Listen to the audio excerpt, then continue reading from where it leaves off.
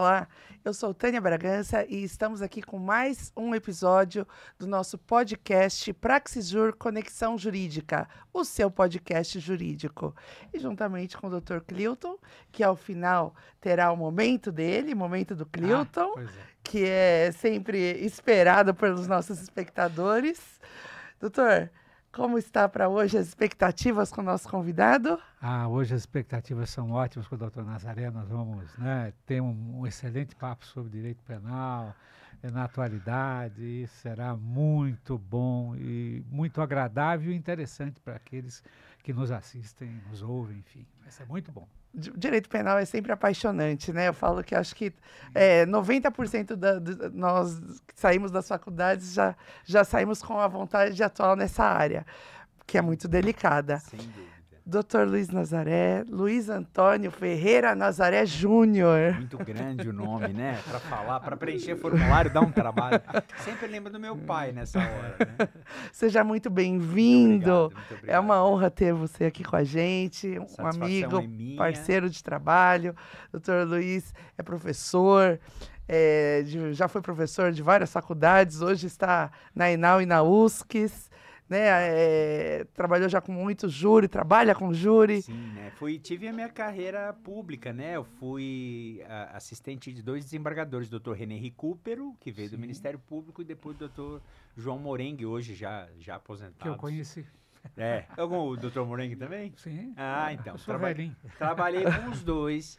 E, aliás, foi um grande aprendizado, porque primeiro eu trabalhei com o Dr. René Recupero, que veio do Ministério Público, né? Então já tem uma postura um pouco mais rígida. E depois com o Dr. João Morengue, que era o oposto, né? Então a gente acabou aprendendo aí a fazer votos tanto para o norte como para o sul, né? Mas essa é a dicotomia do direito. E essa parte é muito encantadora, né? E acho que aprendizado também, né? O aprendizado de estar, às vezes, do outro lado, você consegue enxergar situações que talvez, estando só de um lado, você acabaria não... Sim. Né? O doutor, como foi também membro do Ministério Público muitos anos e hoje advoga, eu acho que tem esse lado, né, doutor? É verdade. As carreiras moldam um pouco, né, as personalidades, os modos de expressão, né, as convicções, os valores. Então, por exemplo, o Dr. Morengue era um juiz de carreira, né, e judicava e tinha o DNA próprio, os valores próprios de um bom magistrado que ele sempre foi, né. O Dr. Recupero é um excelente membro do Ministério Público, mas moldado sob os valores, né, ou sobre os valores do Ministério Público, etc., e adaptados depois, né, ao tribunal. E me parece, quer dizer, esse é o interesse do quinto constitucional, né? Sim, Quer dizer, sim, essa mistura, né? Essa coisa, porque como há também advogados que vão integrar o tribunal e levam o DNA próprio, né? Grandes desembargadores que vieram, né? Dr. Dirceu de Mello Dr. veio Dirceu do de quinto Mello, constitucional, que também foi do Ministério Público. E numa época difícil, né, doutor? Numa época dificílima, né? Também conheci, uma vez tivemos lá um encontro agradável, um debate, enfim. Fui aluno dele por um pequeno período, né? Mas há, por exemplo, o desembargador Malheiros, que já se foi, que veio da advocacia e que levava para os seus casos, não é, um conjunto de valores próprios da advocacia, e os tribunais com isso vão se autoconstruindo, né, se remodelando, construindo a própria história, né, com a fusão desses valores, o intercâmbio dessas ideias, o que é tipicamente a função do quinto constitucional. Alguns negam isso, mas em realidade é isso que acontece. Exatamente. Acho que o doutor Nazaré foi candidato ao quinto, não foi? Um período? Eu seria e acabei não indo porque a necessidade de comprovar a atuação. E no período da pandemia eu fiquei bastante... eu atuei em muitos casos, mas os requisitos são muito rígidos, né? Os requisitos são a atuação em pelo menos 5 processos nos últimos 10 anos, mas tem um detalhe que eu aprendi com o edital. O detalhe é o seguinte: eu tenho que ter atuado no processo, no ano do processo. E a petição minha que esteja encartada no processo tem que ter cunho jurídico, ela não pode ter, então tem que ser um recurso, tem que ser umas razões, tem que ser uma resposta à acusação, tem que ser um agravo, tem que ser um embargo, não pode. Então, muitas vezes, esse equilíbrio não encontrava. Eu atuava num processo, mas vamos imaginar, estamos em 2025. Eu pego um processo de 2022, como é o caso do júri que eu vou fazer na quarta-feira, processo de 2022, para o quinto não tem efeito nenhum. Porque eu precisaria ter atuado no processo em 2022, competição de conteúdo jurídico naquele ano. Então, o período da pandemia ficou. Quem sabe um dia, né? Alguns, como eu tive por 15 anos no tribunal, eu tenho grandes amizades que estão no órgão especial, inclusive. E quem sabe, né? Quem sabe mais para frente dando aí porque eu já advogo, eu fiquei 15 anos no tribunal, já estou advogando há 16. Então, quem sabe mais para frente pode ser que volte essa possibilidade. Aí seria uma experiência diferenciada, né? Vamos ver, quem sabe. É uma possibilidade, né? Então, conte para nós aqui, você que já tem 16 anos de experiência na advocacia criminal. Eu vou começar com uma pergunta que vai lhe facilitar a vida. Assim. Quais são as angústias atuais do advogado criminal? As angústias atuais do advogado criminal são o volume de processos que os tribunais enfrentam desdobram em situações onde o magistrado não consegue ter a atenção que nós esperaríamos, melhor dizendo, que ele tivesse.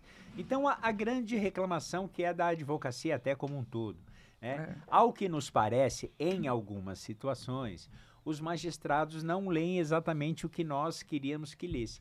Faço aqui um meia-culpa também, no sentido de que talvez nós queiramos que ele lesse com a lente a lente da defesa. Concordo que, sem dúvida nenhuma. Tanto é que muitas pessoas falam, não, mas a posição do Ministério Público, muito pelo contrário, tenho grandes amigos no Ministério Público que entendo que eles fazem um trabalho de defender a sociedade, não há nenhuma adversidade fora dos autos nesse tocante. Nunca tive nenhuma indisposição, jamais, nem em audiência, nem em júri, nem nada. Mas uma das agruras da advocacia é isso, né? Um punitivismo que sempre vem aí empurrado, muitas vezes, por alguma situação política que o país vive, e aqui no Brasil nós tivemos diversas situações políticas, e muitas pessoas, né, imaginando que o problema da segurança pública se resolve num passe de mágica, ou se resolve com um direito penal, prendendo excessivamente. Então, essas agruras nos permeiam, e aí todo um sistema que, como o senhor sabe, é público, demanda dinheiro público. Então, o sistema carcerário muito atrasado, a infraestrutura disso tudo, o atendimento, o acesso ao serviço da defesa, malgrado nós tenhamos hoje a Defensoria Pública, que faz um trabalho sensacional, mas ainda não é o suficiente. Então, esse sofrimento todo. E aí, doutor Clilton, quando nós nos deparamos com a pior mazela da sociedade, quando alguém chega e diz que matou alguém, e que, quer dizer, uma desgraça, né? Com perdão da má palavra, acaba sendo uma dor que invariavelmente nós que gostamos da defesa vamos nos envolver, e isso nos machuca também, malgrado muitos anos fazendo isso, mas isso nos machuca. Eu faço uma brincadeira com os meus alunos, eu falo assim, olha, se o dono da funerária for chorar em todo velório, o negócio dele não vai adiante.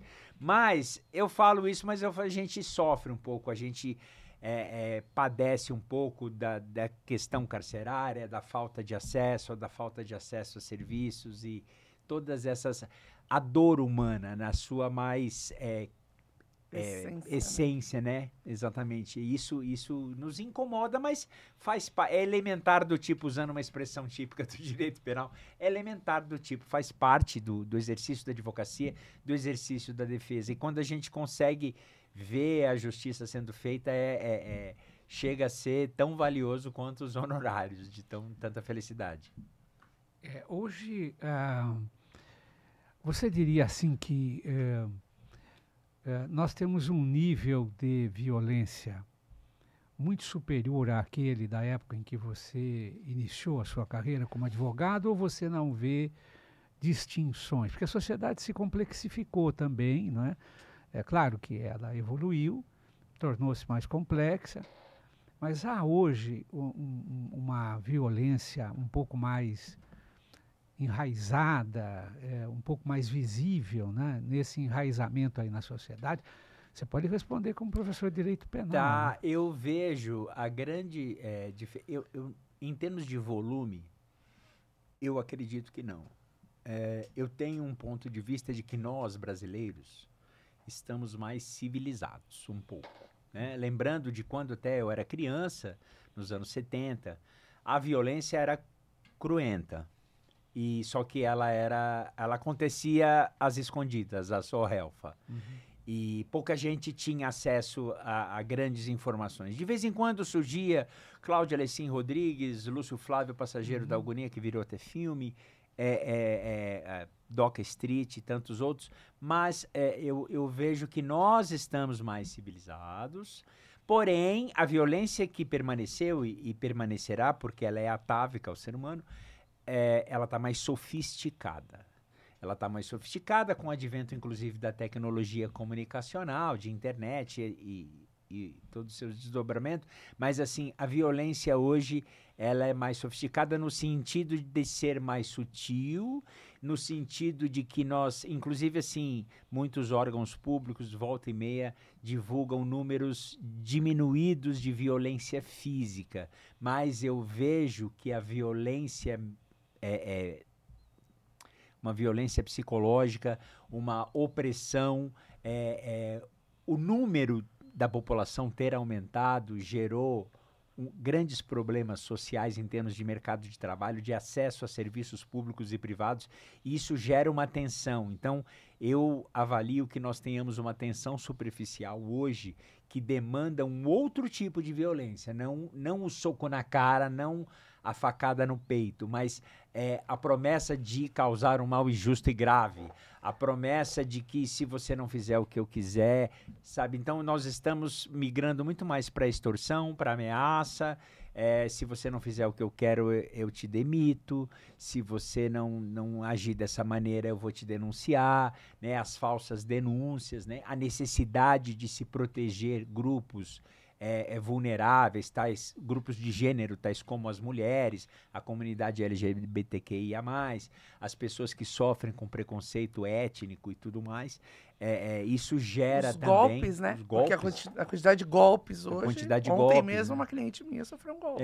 As pessoas sofrem muito golpe, muitas ameaças. Então, eu até num sentido genérico, eu avalio no meu modesto ponto de vista que essa violência, ela se sofisticou, mas ela não está menos dolorida, ela não está menos ruim do que era antes.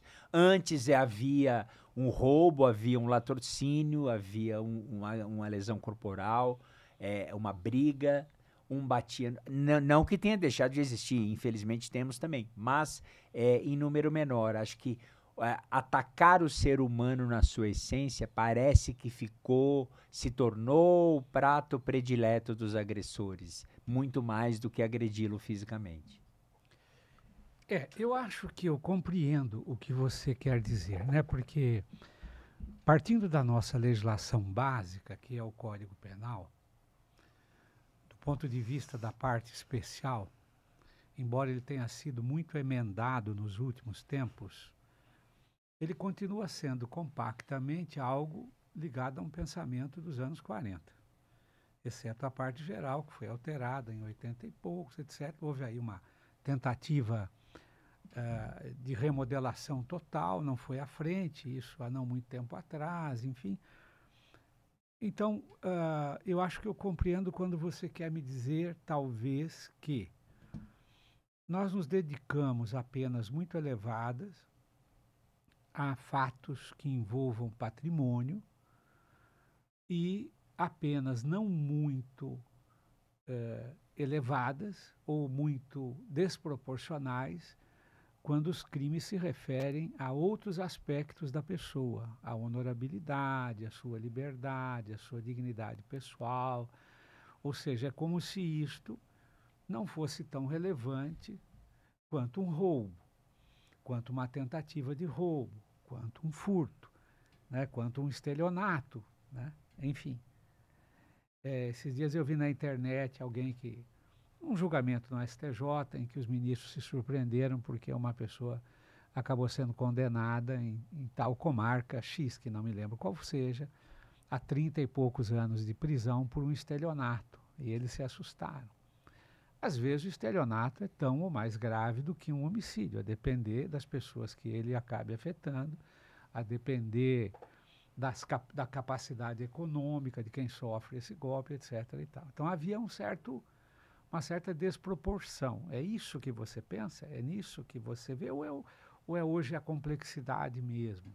Não, é nessa linha que o senhor destacou. Eu até acrescentaria um detalhe que me faltou. Hoje, os valores da alma e do sentir estão muito mais enaltecidos do que os valores, talvez, do patrimônio. Então, vamos pegar um exemplo aleatório. Desrespeitar uma mulher hoje, em 2025, é extremamente mais grave do que em 1974. Né? Aliás, né, eu fui criado numa geração de anedotas, de piadas, falando de mulheres, falando de pessoas da comunidade LGBT, e assim, eu vejo que a dignidade da pessoa humana está, o que eu acho sensacional, a dignidade da pessoa humana, a respeitabilidade, ela está sendo mais enaltecida, e por ser mais enaltecida, ela ganha valor, ganhando valor, ela adquire por tabela uma vulnerabilidade a ser atacada. Então, se eu tenho uma característica física que eu adotei, eu me trajo de determinada forma, e eu sou criticado por isso, hoje isso me agride, principalmente quem é mais jovem, se sente muito mais agredido do que alguém, do que se essa ofensa fosse feita no passado. Então, no sentido de acrescentar, eu observo que valores humanos estão sendo mais enaltecidos, mais tutelados até pela lei, e por conta disso eles estão sendo objeto de vulnerabilidade. Eu me recordo de familiares no passado, fulano de tal foi mandado embora, tudo bem, eu arrumo outro emprego. Então o mercado de trabalho, não, ele foi mandado, mas como ele foi mandado embora? Não, mas ele me xingou de X. Não, mas espera um pouquinho, ele não pode fazer isso com você, ele criou um problema. Você, a partir disso, você teve, por exemplo, uma síndrome do pânico, você desenvolveu um trauma, você precisou contratar um atendimento de saúde mental, houve uma série de desdobramentos depois disso, e isso hoje tem tido muita importância, o que é muito bom. Na minha opinião, significa um caminhar em direção... Né? Uma evolução. Né? Um caminhar à civilização, né? Porque no passado era o seguinte, fulano de tal foi lá no carnaval, ele... Né, usando aqueles termos mais simplórios, ele foi lá, ele passou a mão na mulher e tá tudo certo, e ela não gostou, mas e ela precisa gostar, quer dizer, então assim, eu vejo que o ser humano nesse sentido, ele evoluiu, pelo menos aqui no Brasil, né, aqui, essas micro-sociedades das quais a gente tem acesso, amigos, clube, colega, igreja e escola, enfim, mas também parece que a dor ficou maior. Eu tenho uma impressão muito rudimentar de que isso, meus contemporâneos falam, mas antigamente a gente era mais rude, mais resistente. Eu acho que a gente era mais cromagnon e hoje a gente está mais sofisticado. E nisso a violência, a criminalidade se tornou mais sofisticada, né? Um exemplo que me veio agora a gente assiste poucos roubos a banco, algo que era era 1 ou 2 por semana nos anos 70 e 80, hoje diminuiu. 90 e pouco 90, também, porque eu advoguei muito nele. Ainda teve um ou outro mais cinematográfico, como foi o caso do Banco Central, mas assim, a gente vê essa criminalidade violenta, pelo menos é um ponto de vista meu, evidentemente, ela migrando para algo um pouco mais refinado no sentido de não agredir o físico, não agredir. Eu quero agredir seu patrimônio, sim, mas eu vou falsificar uma escritura, eu vou te enganar, eu vou te induzir a um erro num negócio fraudulento, eu vou lavar um dinheiro vou abrir uma empresa para você e vou fazer lavagem de dinheiro, vou fazer uma criminalidade, às vezes até contra o patrimônio, mas muito menos agressiva tal qual o roubo, tal qual a extorsão mediante sequestro, crimes que outrora eram mais agressivos e mexiam mais com essa questão do físico.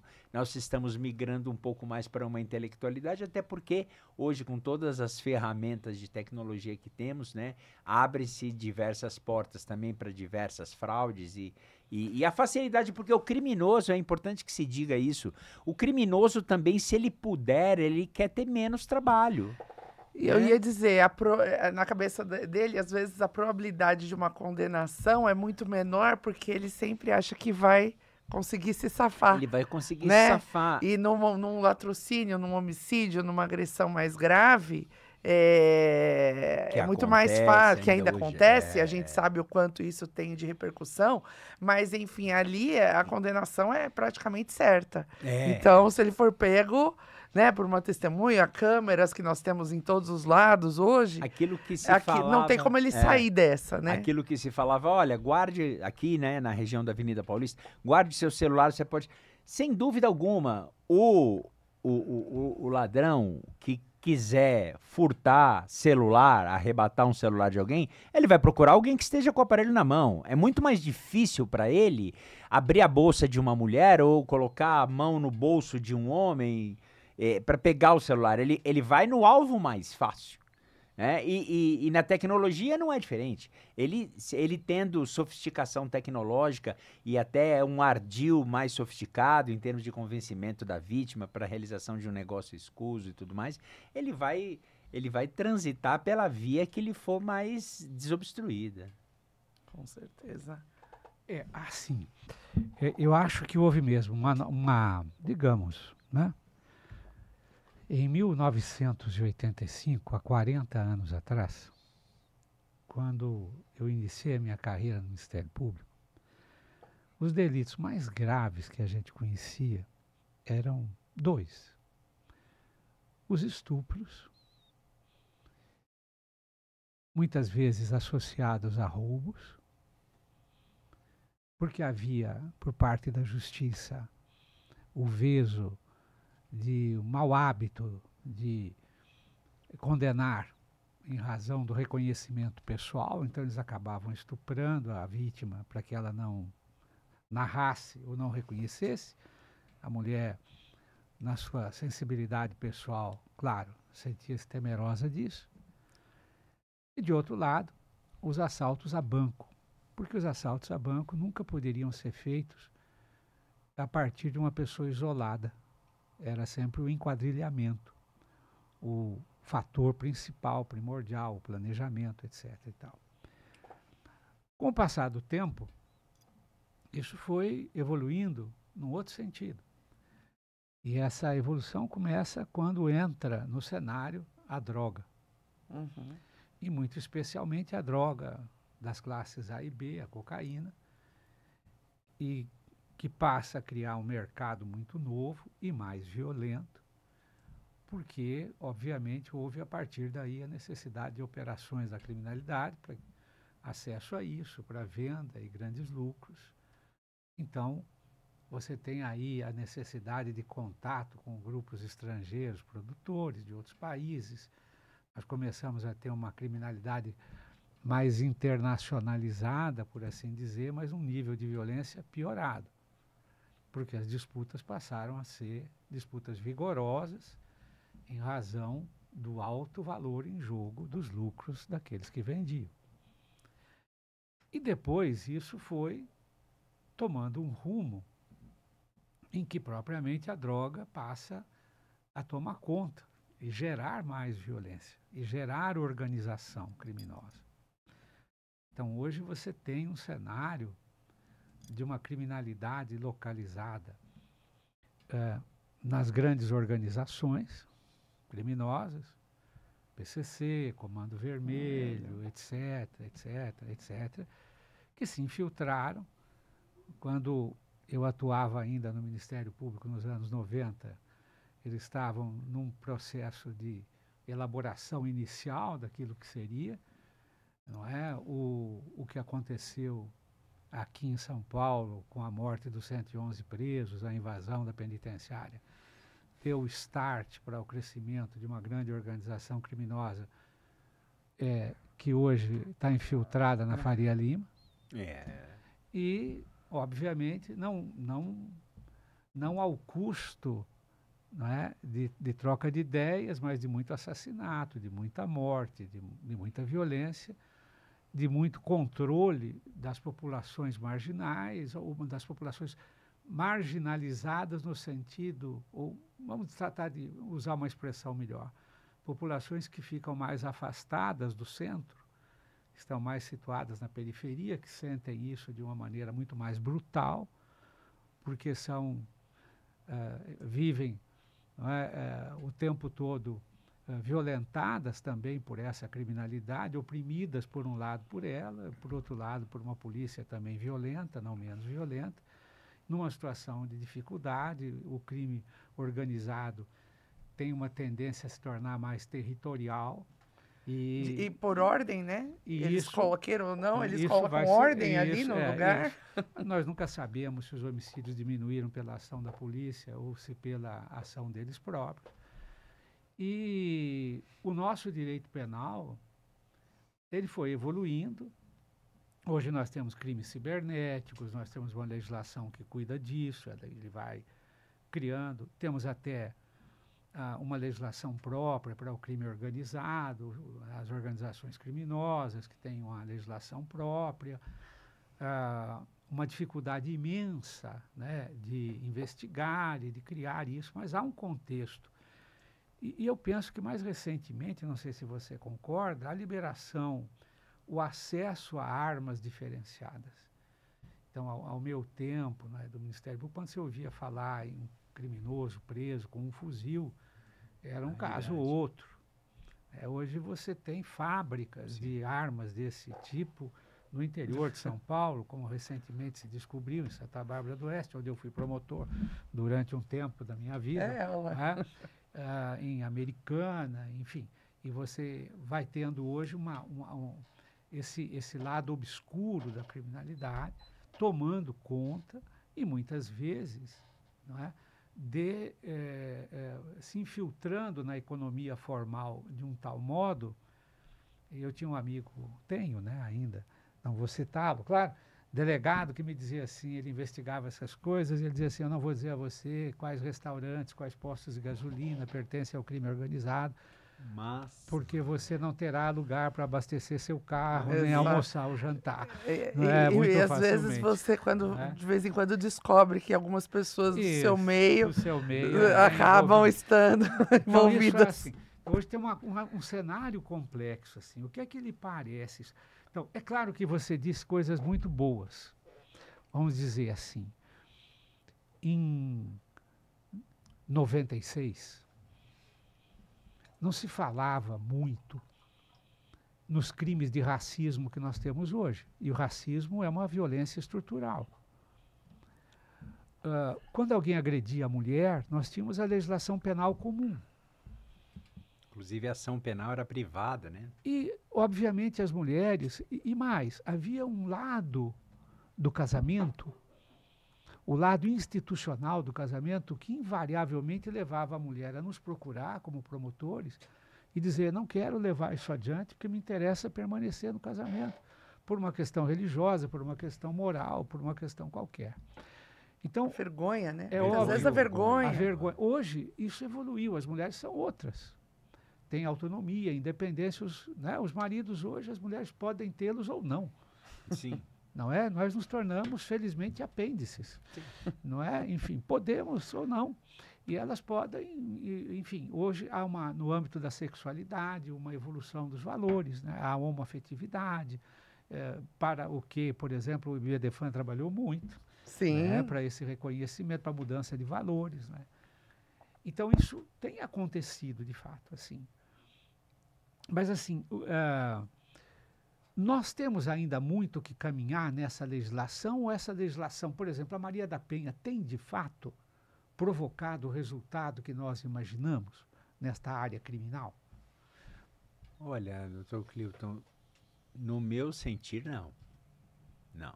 Nós precisamos evoluir com uma legislação. Agora, é importante que as casas legislativas, especificamente o Senado e a Câmara Federal, tenham como escopo uma legislação que possa gerar um resultado benéfico, né? Um exemplo que eu sempre trago, porque assim, a gente enxerga um interesse sempre em aumentar a pena, em reprimir cada vez mais condutas. Eu avalio que seria interessante a criação de grupos de estudos para buscar uma efetividade, porque, como eu estava dizendo, a Lei 8.072 de 1990, a Lei dos Crimes Hediondos, ela é de 1990.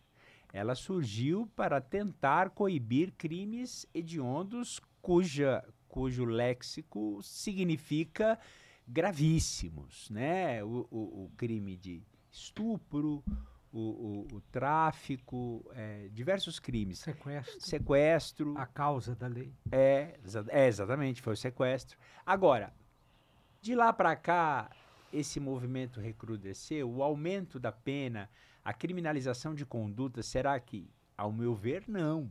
Então, mas também há que se ter um mecanismo de controle social. Eu avalio que seria importante que pessoas gabaritadas e, mais do que isso, bem intencionadas, se debruçassem juntamente, não só com o direito penal, mas com a criminologia, com a sociologia e com a antropologia, e se reunissem e criassem reflexões a respeito de quais os mecanismos sociais poderiam ser usados, dentre eles a elaboração de novas leis, que pudesse efetivamente gerar um resultado positivo, no mínimo de trabalhar com aquilo que a gente chama de mitigação de dano. Porque o 0 a 0 não ocorrerá jamais, mas uma mitigação de dano, uma contenção que pudesse fazer com que nós tivéssemos aí mais 20, 30, 40 anos nesse mesmo patamar ou um pouco mais reduzido para que isso fosse contido. Então, é difícil, mas respondendo a sua pergunta original, eu creio que a nossa legislação ela evoluiu muito. Em alguns momentos ela evoluiu para o lado errado. Existem algumas leis pontuais que até o exercício... Eu trago aqui na nossa conversa aquela lei Mari Ferrer. Aquela lei Mari Ferrer que surgiu a partir do julgamento daquele estuprador, daquela moça, né, que deu o nome à lei, lá em Santa Catarina, em que, inclusive, o colega advogado lá adotou uma postura extremamente hostil, etc. No que tange a questão da revitimização, eu compreendo perfeitamente, eu já atuei e atuo em diversos casos de crime contra a dignidade sexual, tanto na assistência da acusação como, inclusive, na defesa. E compreendo, sim, que a vítima de uma violência sexual, cada vez que ela precisa recontar essa história, ela é revitimizada, sem dúvida alguma. Mas a lei traz uma questão no tocante à testemunha. Pessoa que não participou do crime, nem foi vítima, nem foi agente, foi uma pessoa adjacente. Então, assim, até para a testemunha, então, por exemplo, eu vejo em alguns casos alguns excessos. A Lei Maria da Penha é importante, ela é essencial. Ela é essencial. Se de um lado a doutora Tânia citou os abusos, né, as falsas denúncias que existem, de outro lado a gente liga a televisão e assiste um rapaz extremamente forte dar 61 socos numa mulher que não morreu porque não era o momento dela falecer. Então, significa também que a legislação ainda não atingiu a sua plenitude. Certamente não atingirá, mas pelo menos que ela provoque algum tipo de freio em determinadas condutas, porque o que a gente assiste é a pessoa que se dedica ao trabalho, ao estudo, que não tem envolvimento com crime. Essa pessoa tem medo de praticar crime. Se nós conversarmos com jovens atualmente, ele fala, eu tenho medo de abordar uma mulher num evento, numa balada. Por quê? Porque, eu não sei, ela pode me chamar de agressora, pode dizer que eu abusei e tal.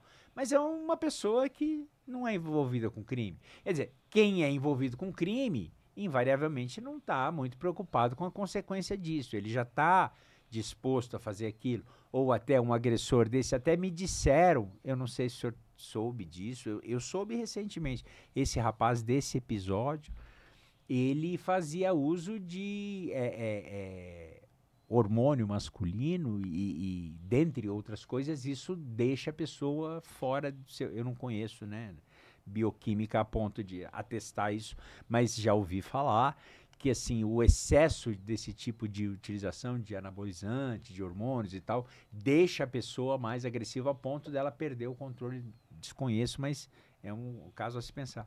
Agora, é importante que a gente tenha um equilíbrio nisso, que isso possa ser estudado. Dr. Clilton, eu penso que, sobretudo, seja como for, para a direção e para o sentido para o qual nós venhamos a caminhar como sociedade, acho que tem que existir boa vontade de atingir um resultado, ainda que não na sua totalidade, mas que mitigado de dano. Esse é o problema. Eu assisto hoje uma produção legiferante de parlamentares que têm um interesse em autopromoção ou de trazer um assunto que está na imprensa e transformar em lei, como o caso daquele rapaz lá da adultização, né? Esse termo novo aí. Então, assim, sempre há uma lei a toque de caixa para aquilo que está acontecendo no momento. E pouco de estudo, de avaliação. E isso não só no direito penal, em todos os setores do arcabouço jurídico brasileiro. Eu vejo que a gente sempre esbarra na questão da educação, né? Da base da educação, que eu acho que é isso que precisaria se dedicar. Eu recentemente vi uma exposição onde foi colocado que estudos catalogaram que 25% da nossa população ainda acha normal as mulheres apanharem dentro de casa. Então, se a gente pegar 25% da população que vai estar repetindo padrões que estão acostumados e que acham que é correto. Então, eu acho que a educação, mostrar onde é o erro com esses estudos e pegar na base é a única forma de a gente evoluir. Porque eu acho que já está mais do que comprovado que aumentar a pena não vai trazer resultado. A gente vê a quantidade de feminicídios que hoje existem, né? E as penas são altíssimas. A mínima é 20 anos. Né? Exatamente. Então, assim, a base é que tem que mudar. E, às vezes, não a legislação, né? Lógico que ela tem que abranger todos os aspectos, não né? tem como também tem como. aliviar a situação. Porque muita gente fala, é um advogado criminal, então ele vai falar sempre para aliviar. Não. Como diz o professor Auri Lopes Júnior, a prisão é civilizatória, ela é necessária, mas ela tem que ser exercida com inteligência, né? Até porque a infraestrutura carcerária que nós temos, ela já não comporta mais.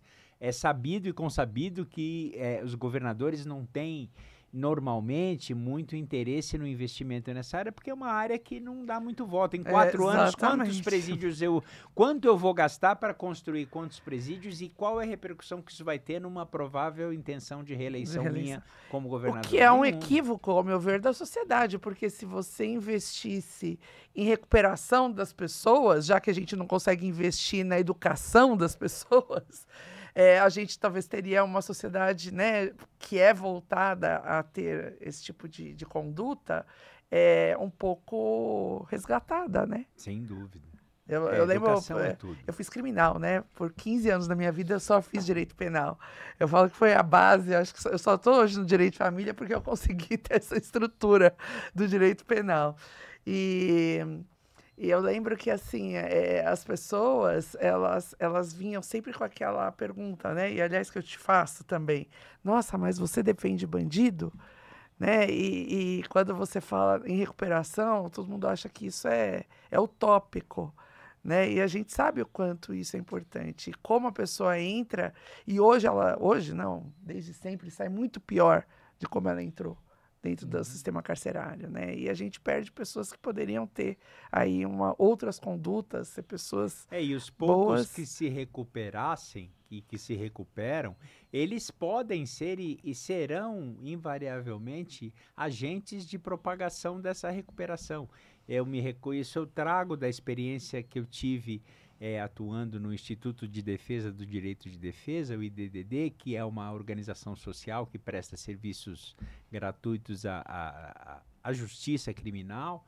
E a gente observa, muita gente não está ali por um mau passo e não quer estar ali, não quer continuar. Há os de carreira, como a gente chama, sim, sem dúvida, como sempre haverá.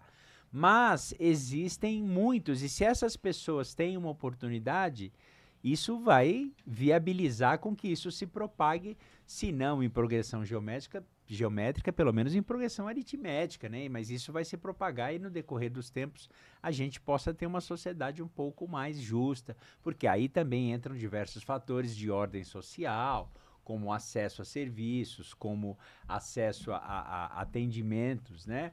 A infraestrutura pública e privada e por aí vai, né? Teria assunto para falar, porque o mar social ele é infinito.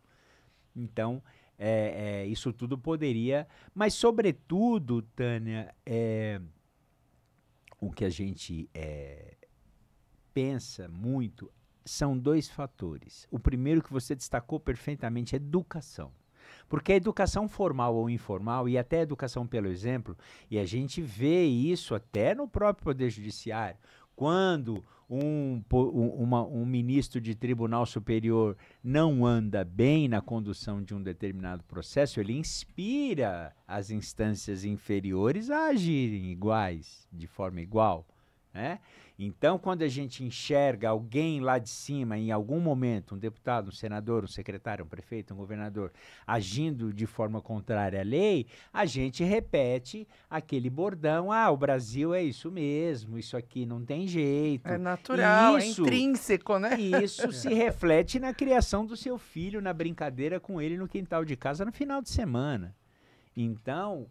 é importante mudar esse ciclo e inverter literalmente esse ciclo para que nós possamos, por meio da educação, educar melhor. Exemplo, formação, acesso. E se não tiver a educação formal, que tenha a educação social. Bom dia, boa tarde, boa noite, por favor, obrigado, desculpa. Informações, né? Informação. Acesso. E hoje, com essa tecnologia... tem que ter acesso, todos temos que ter acesso a tudo, não tem desculpa. O acesso à comunicação, ela está aí, não só por meio das redes sociais, que também tem o reverso da medalha, na medida que tem as fake news e o lado sombrio, mas é sobretudo informação, assegurar que nós possamos ter acesso a informações daquilo que acontece em todos os lugares, para que nós não sejamos enganados, para que nós tenhamos condição de formar o nosso caráter, nosso ponto de vista, nossa opinião e transmitir isso para outras gerações, para que a gente aos poucos vá construindo uma sociedade melhor, que é o que normalmente o governante fica preocupado. Como aos poucos? Eu tenho 4 anos para fazer alguma coisa para aparecer. Depois disso eu perco a eleição, não faço mais. Então isso é um problema também a ser avaliado. O problema é a grande confusão entre política penal, ou de direito penal ou criminal, e política de segurança pública. Muitas vezes a gente se atemoriza diante de um magistrado que, ao resolver um caso criminal, empalma uma visão de segurança pública. Interpreta a lei com uma visão típica de quem deve ocupar-se da segurança pública. Que também está errado. O que é equivocado. Exatamente. Ou seja, não está ali para isso. O direito penal, ao meu ver, não tem o potencial que dele se espera para resolver a questão da segurança pública. Porque uma política de segurança pública, ela não se esgota, ela nem se inicia no direito penal, acho que é isso que nós estamos falando, e nem se conclui nele. Nós temos há muito tempo no Brasil, ao meu ver, não sei se você compartilha essa ideia, fica aí depois para você criticar, que nós temos um legislador que legisla, né, com o livro aberto do direito penal do inimigo. Ou seja, todos aqui acreditam que uma pena de 40, 50, 60 anos vai refrear, né, o ânimo daquele que talvez pretendesse a prática de um crime mais grave. E aí você abandona parte da política de segurança onde a coisa começa, que é, por exemplo, o sistema penitenciário, que não está na mão inteiramente do Estado. Aqueles que têm uma certa intimidade com isso sabem. Então, se você tem um sistema penitenciário em que você permite a produção de uma animalização e de um tratamento desumano, você não pode pretender que esse sistema alcance, né, os benefícios, né, de uma sociedade mais equilibrada, mais pacificada, enfim. Então, houve esforços muito grandes do CNJ, especialmente da parte do ministro Gilmar Mendes, né, para que o egresso pudesse, tal como está na lei de execução, obter facilidades de reinserção social, receber um certo acompanhamento do Estado, enfim, livrar-se. Mas hoje o mecanismo das grandes corporações criminosas também milita em favor, em sentido oposto a isso, porque aprisiona essas pessoas a certas obrigações e, ainda que elas queiram, têm muita dificuldade, né, e nenhum apoio para deixar esse ambiente. Então, assim, eu acho que o direito penal hoje, assim, como você disse, de fato, os políticos surfam. Amanhã acontece um homicídio, dessa ou daquela maneira, vamos fazer uma lei, né? Enfim, por exemplo, não há... eu lecionei uma época, não muito grande da minha vida, no curso Professor Damásio. E ali uma vez eu mantive uma conversa com ele. Não era raro que ele conversasse conosco sobre as coisas que ele vinha pensando, fazendo, estudando. E uma vez ele compartilhou, não sei se foi comigo, com um grupo de professores, eu ali estava para ouvir, eu era muito menino, enfim, de que ele estava estudando naquele instante ou naquele momento quais são as consequências e os efeitos da legislação penal. Porque a legislação penal, ela pode gerar também criminosos, ao mesmo tempo em que ela cuida do refreamento dos ânimos daqueles que pretendem delinquir. Determinadas legislações podem impulsionar o crime, podem ser o trampolim. E a gente também padece um outro mal quando você precisa desse controle social, que é não ter uma instância que faça esse estudo. Não é? Você tem instituições no país que fazem estudos periódicos do índice de violência. Ao final do ano, você tem relatórios que nos assustam, sempre, porque os índices se ampliam, não é? Mas você não tem uma instituição que diga, olha, por exemplo, a Lei Maria da Penha está dando certo. Ela tem inibido, ou ela tem alterado comportamentos. Que ela tem alterado comportamentos, eu tenho certeza, porque isso é visível. Não é? Pelo menos para as pessoas mais conscientes. Não? Isso é visível. Porém, é isso mesmo, nós temos esses dados aferidos por algum meio para dizer, olha, essa legislação está surtindo efeito, aquela não. Essa legislação de crime cibernético, de fato, tem alcançado os objetivos que a gente deseja, ou não tem. Não é? Nós limitamos, assim, a questão da eficiência a condenações e não a mudanças comportamentais, a capacidade de influência do direito na evolução da sociedade, essas coisas todas. Então, eu acho que há essa confusão entre segurança pública e direito penal, e eu sempre digo isso aos meus alunos, quando eu ainda lecionava, eu dizia, olha, não esperem tanto do direito penal, que ele não serve para isso. Exatamente. Não vai resolver, né? Não, concordo plenamente. A primeira vez que eu tive contato com isso foi numa aula do saudoso professor Disseu de Mello, lá na PUC, e nós debatíamos naquele tempo, no início dos anos 2000, já esse assunto, porque são coisas que, como o senhor muito bem destacou, a segurança pública, ela é muito o espectro dela é infinitamente mais amplo do que o ele até permeia no meio do caminho, tanto que ele não se inicia e nem se encerra no direito penal, como o senhor bem destacou. Mas ele até permeia, ele até se vale ali do apoio do direito penal, mas o direito penal não é tudo ali, muito ao contrário, é apenas um pequeno fragmento. E a segurança pública, ela tem que ser pensada de acordo com o momento histórico que aquela sociedade está vivendo. Durante muitos anos, nós ouvimos falar que a polícia do Reino Unido não usa arma de fogo. Por quê? Porque eles são mais civilizados, eles são melhores que nós. Veja, se isso efetivamente foi verdade durante um período, era porque naquele período aquela sociedade não demandava uma polícia que tivesse uma repressão a partir da utilização de arma de fogo. Desconheço detalhes, mas eu me lembro de ouvir isso muitas vezes. No Japão, em alguns países, sempre países estrangeiros. Agora, cada país tem a sua necessidade, né? Nós temos um costume que está se arrefecendo um pouco, mas ainda temos de copiar as coisas, especialmente dos Estados Unidos. Porque lá na Pensilvânia, porque em Detroit, porque em Washington. Veja, são realidades. A alimentação é diferente, a temperatura é diferente, a cultura é diferente, tudo é diferente lá.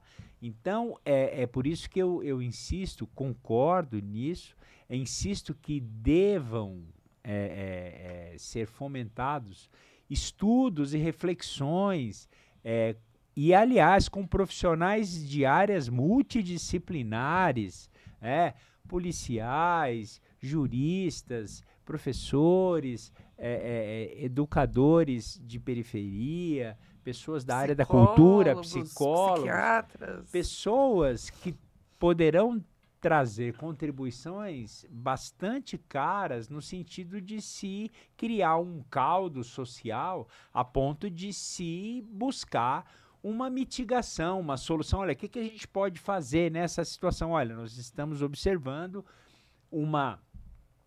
um excessivo número de violência contra a criança em determinado lugar do país. Por que isso? Primeira coisa, o que ocorre ali, tá? Depois, diagnosticado o problema, quais são as possíveis formas de solução? Uma lei penal mais rígida seria a solução? Temos vasta experiência de que nem sempre. Veja, não descarto o enrijecimento da pena. Ele é uma ferramenta também, mas ele não pode ser só essa ferramenta, a única ferramenta. Como o senhor destacou, é como se colocar o crime de feminicídio a pena mínima 20 anos fosse evitar de que as mulheres viessem a ser agressivas depois da entrada em vigor do artigo 121A do Código Penal, que prevê o crime de feminicídio. Então, é importante refletir sobre isso. E refletir, Dr. Clilton, com vontade de resolver, com boa vontade, com intenção verdadeira. Para isso, eu até defenderia que esses grupos fossem, de alguma maneira, remunerados, fossem prestigiados, que não fosse só, eu vou ali porque eu faço parte da comissão de elaboração da lei, eu ganhei uma passagem para Brasília e eu vou lá conversar, vou almoçar no restaurante, dormir no outro. Não, vou te contratar para você estudar, você é profissional você é um psiquiatra, você já atendeu a penitência, você foi escolhido, então agora você vai se dedicar a isso, mas com denodo. E um projeto que fosse independente, né? Independente de quem está ali na governança, né? Exatamente. É verdade. É preciso ter esse controle, né? Parar de usar o direito penal. Nós temos administrações, governos, que são reativos. Eles só agem depois que o problema ocorreu. Então não há políticas, né, que venham a prevenir, né, a promover a modificação da sociedade, dos seus valores, para que as coisas se pacifiquem e tal, enfim. Então, vivemos aí um momento delicado, as pessoas com muitas armas, com acesso a armas muito poderosas, com grande facilidade, a gente não sabe mais por onde entra, perdemos o controle disso. Então, isso tudo vai favorecendo esse clima, né? Assim, o machista brasileiro hoje ele está se sentindo contra a parede, porque mudaram os valores, porque as coisas são diferentes, né? Porque é preciso respeito à mulher, é preciso ele mudar o seu próprio comportamento, né? Sem dúvida. E isso mexe com as pessoas, né? Isso, né? Faz com que as coisas, os caminhos se invertam e tal. Mas isso por quê? Porque nós estamos conseguindo aos poucos a mudança da mentalidade, né? A mudança dos valores, a transformação. E isso vai resolvendo alguns problemas, né? Até com o apoio da legislação. Mas a legislação não se resume ao direito penal. A gente penaliza, ou criminaliza tudo. Olha, eu tenho um problema aqui na entrega do leite, criminalizo o leiteiro. Estou com um problema na entrega do gás, criminalizo o caminhão de gás e tal. Até eu, como ou seja, advogado, lá como crime. Isso não funciona. A criminalização da violação de prerrogativas de advogado, que coisa mais desconectada, desconexa. Quando você criminaliza tudo, quer dizer, aí o direito penal vale nada. Deveria ser a última Já havia um grande ratio, penalista, né? E estudioso que havia dito isso, né? Dessa deslegitimação do sistema penal pela superabundância, né?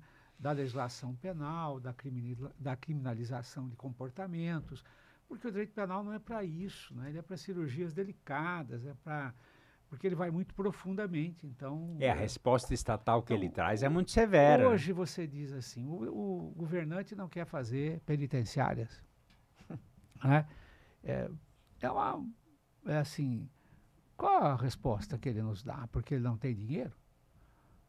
Porque ele não tem valores? Quantos bilhões os deputados movimentam nas emendas? Quantos bilhões? Quantos bilhões sobram nos cofres do Estado de São Paulo, mais rico do país? E o que custaria ter celas individuais, uma situação penitenciária com decência, com legitimidade? Um tempo atrás eu me recordo ter visto uma decisão do Tribunal de Justiça a pedido da Defensoria, negando à Defensoria que eles tivessem banho quente. E aí você, agindo da mesma maneira, quer que eles tenham comportamentos diferentes depois. Não dá. Né? Não é? Então, essa coisa, né? Esse modo de ver as coisas é ruim, né? É um modo que não auxilia. E ao contrário, agrava. E essa missão de pacificar é muito para o direito penal. Ele não serve para isso. Não é para isso que ele foi criado. Não é para isso que ele existe. Ele ajuda. Mas ele é um ponto da política de controle social, né? Exato. Realmente há que se voltar para a segurança pública, inclusive para a formação de bons profissionais. E aí, doutor Clilton, eu lembro que nós tivemos uma história relativamente recente, né, dos integrantes, alguns integrantes das forças policiais aí nos últimos 50 anos, foram forjados dentro de uma ótica diversificada no tocante ao cumprimento da lei, né? Então, assim, sempre se teve medo da polícia, sempre se teve... E isso precisa ser desmistificado, a começar lá atrás. Que Hoje nós já mesmo tivemos, eu falei sobre isso. o policiamento comunitário, a polícia tem que ser amiga do povo, tem que ser... Com a minha colaboradora, ela estava comentando, nossa, meu filho tem pavor da polícia. Eu falei, então, mas o seu filho tinha que idolatrar a polícia, não tem pavor. Não digo idolatrar, mas assim, respeitar, entender a função dela ali, né? É importante, ela é essencial, ela é importante. E, por outro lado, o policial receber, ele tem que ser bem selecionado, bem treinado, bem remunerado e bem respeitado. Sabemos, né, doutor, que os índices, infelizmente, os índices de suicídio na polícia militar em São Paulo são elevadíssimos. Porque não deduzo, nunca estive numa força policial como profissional, mas deduzo que deva ser um dia a dia extremamente difícil. E ao longo dos anos isso deve acarretar diversos traumas e diversos problemas, né, de ordem psiquiátrica e psicológica. Né? Eles têm a polícia militar, a militarização das polícias é um assunto muito importante. No estado de São Paulo, por exemplo, eu acabo de ler que nós temos uma polícia civil fragilizada ou quase sucateada em prol de todos os benefícios legados à Polícia Militar, porque, enfim, o governo estadual tem como centro da sua política de segurança a Polícia Militar. Mas esse assunto é muito importante. Eu, por exemplo, por acaso, né, estive num país estrangeiro bem recentemente, numa época fim de ano, com aquela coisa toda, e eu via passar por mim pequenos pelotões de policiais fardados, porque lá há também, né, o policial lá é um gendarme, né? Portanto, ele é como se fosse um militar, todos eles com fuzis no braço, cães malinois, que são os mais ferozes, aqueles pastores belgas, etc. Mas cumprimentando a população por onde passava e sendo respeitados. Não vi ninguém atemorizado, nem estrangeiros, nem locais. E com respeito ao policial, a quem uma vez me dirigi a um deles, etc., para saber uma informação. Ele me atendeu perfeitamente, eu faça isso, ou para lá, ou para cá, etc. Muito bem. Pode-se dizer que aquela cidade seja uma cidade turística, diferente, etc. e tal, tem um outro nível de ambiência. Mas, por que isso não ocorre aqui? Não é? Porque essa forma, né, de tratamento do cidadão não é a mesma. Enfim, então há aqui, se há alguém que trata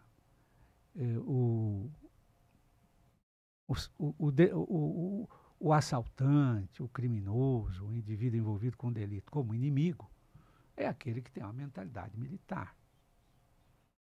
E quem trata o seu público como inimigo, trata todos assim também, ou quase todos. E isso gera uma grande dificuldade.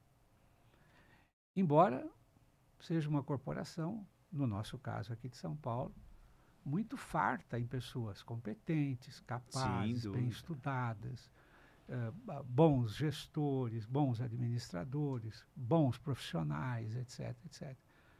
Mas há uma mentalidade que impera e muitas vezes evita que aqueles que tenham, mesmo no seu interior, que tenham uma filosofia diferente, possam, né, se colocar, né, ou buscar algo distinto. Né? Eu acho que isso daria mais um podcast, né? Alguns, talvez, né? Bom, nós chegamos ao fim. Eu queria agradecer imensamente. Antes de eu te passar as considerações, eu queria ouvir um momento do Clilton. Rapidamente, porque já estouramos o nosso tempo, doutor. Meus amigos, hoje foi um prazer, então, receber o doutor Nazaré aqui conosco, né? Falarmos sobre esse assunto difícil, que é o direito penal, uma coisa que apaixona os estudantes de direito logo à primeira vista, aqueles que trabalham na área, porque de fato é uma seara interessante, que trabalha com muita proximidade, direito e moral, né? A moral em outras áreas fica um pouco mais ocultada e neste caso ela fica toda aflorada porque há uma certa necessidade, já que falamos aqui, não é, de uma área repressiva do direito e com base em fundamentos éticos, né, de convivência muito mais próximo, que atinge as pessoas muito mais diretamente. E nós pudemos ver aqui quanto isso é difícil, o quanto tratar disso é difícil, o quanto esse tema é complexo e o quanto nós continuamos a nos descuidar dele, o quanto são valiosos aqueles que trabalham nesta área, como os advogados criminais, como os promotores, os juízes criminais, a defensoria pública, os professores de direito penal que vão cotidianamente tentando, né, aperfeiçoar esse instrumento que um dia certamente haverá de ser, né, o ideal, aproximar-se mais do seu ideal para o controle da sociedade. Mas a conversa foi muito valiosa hoje, né, e a gente espera que o doutor Nazaré volte, né, para nos brindar com mais uma oportunidade de um diálogo tão bom quanto este. Eu só posso agradecer o convite da doutora Tânia, doutor Clilton.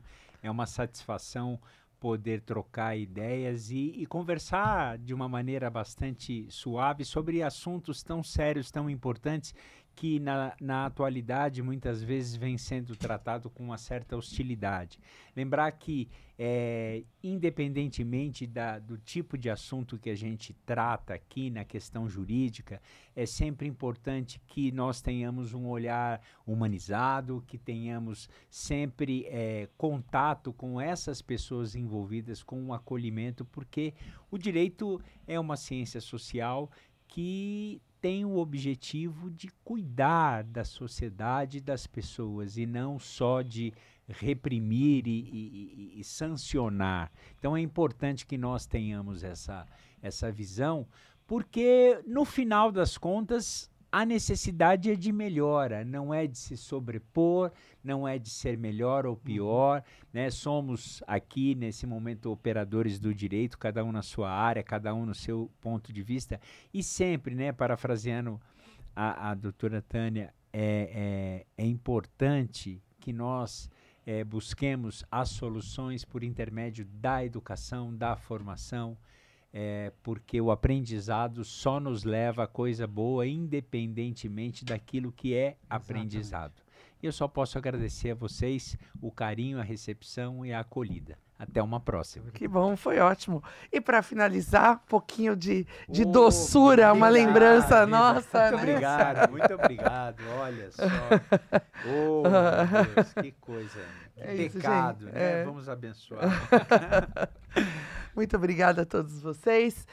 Sigam os nossos canais, Praxisjur, no YouTube e também no Instagram.